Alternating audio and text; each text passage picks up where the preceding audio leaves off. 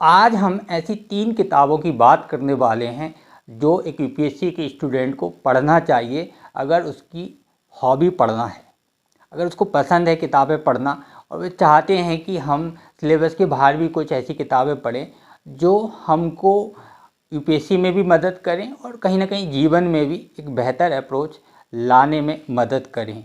तो हम ऐसी आज 3 किताबों की बात करने वाले हैं।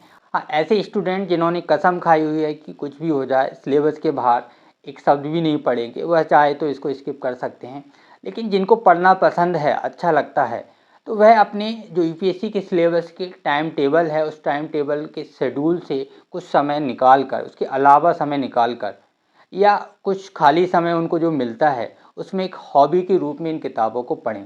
और ये किताबें निश्चित रूप से आपको आपके मेंस के आंसर राइटिंग में, निबंध लेखन में और इंटरव्यू में भी बहुत मदद करेंगी। इसमें पहली किताब है युval नोह हरारी की सेपियंस, मानव जाति का संक्षिप्त इतिहास। तो वैसे तो ये इतिहास पे लिखी गई किताब है, लेकिन अगर आप इसको पढ़ते हैं तो इसमें इतिहास में किस तरीके से धर्म का इजाद हुआ, किस तरीके से रुपया अस्तित्व में आया, पैसे का इतिहास क्या है, और इस तरीके की कई जो है टॉपिक्स पे चर्चा की गई है। जैसे आपको स्क्रीन पे दिखाई दे रहा होगा संज्ञानात्मक क्रांति, किस तरीके से मानव जानवरों से अलग हटकर एक विचारवान प्राणी बना। उसके बाद मानव ने शिकार और संग्राहक की भूमिका को त्याग कर जब कृषि में इंटर किया तो उसका जीवन किस तरीके से परिवर्तित हुआ।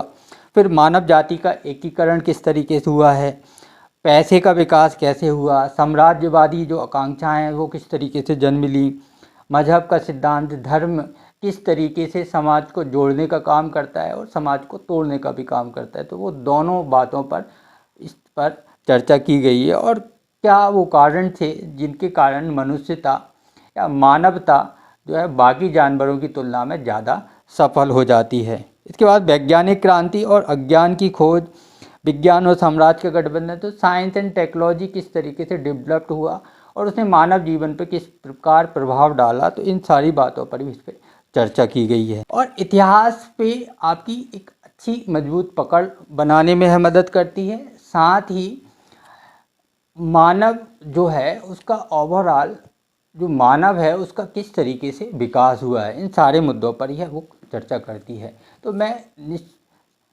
सजेस्ट करूँगा कि मस्ट ये बुक ज़रूर पढ़ना चाहिए और जो स्टूडेंट जिनका हिस्ट्री ऑप्शनल है उनको तो निश्चित रूप से इस किताब को पढ़ना ही पढ़ना चाहिए। तो पहली हमारी किताब है। इसके बाद युval नोह हरारी की ही दूसरी किताब यह है होमो डेउस, आने वाले कल का संक्षिप्त इतिहास। तो एक तरीके से काफ़ी विरोधाभासी है कि आने वाले कल का इतिहास, क्योंकि इतिहास तो अतीत का होता है, लेकिन इस पर युval नोह हरारी ने लिखा है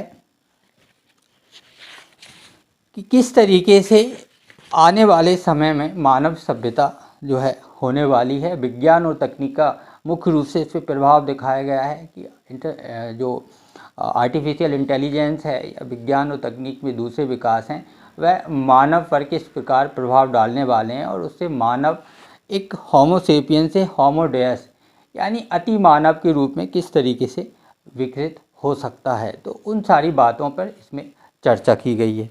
इसके बाद तीसरी किताब भी युval नोह हरारी की 21वीं सदी के 21 सबक, 21 लेसन फॉर 21st सेंचुरी।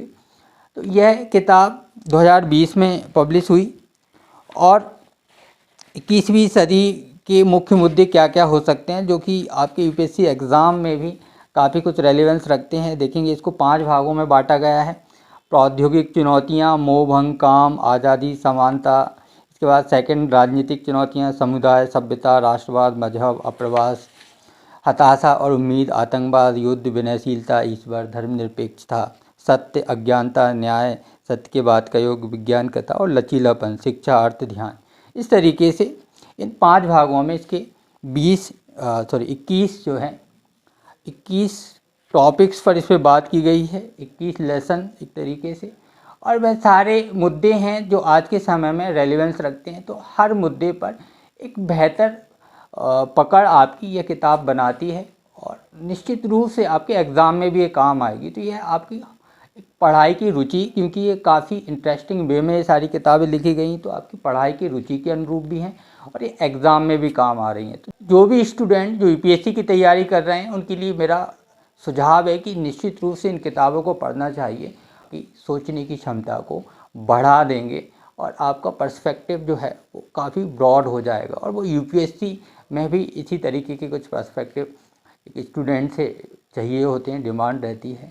तो ये मस्ट रीडेबल किताब हैं और इनको ज़रूर पढ़ना चाहिए।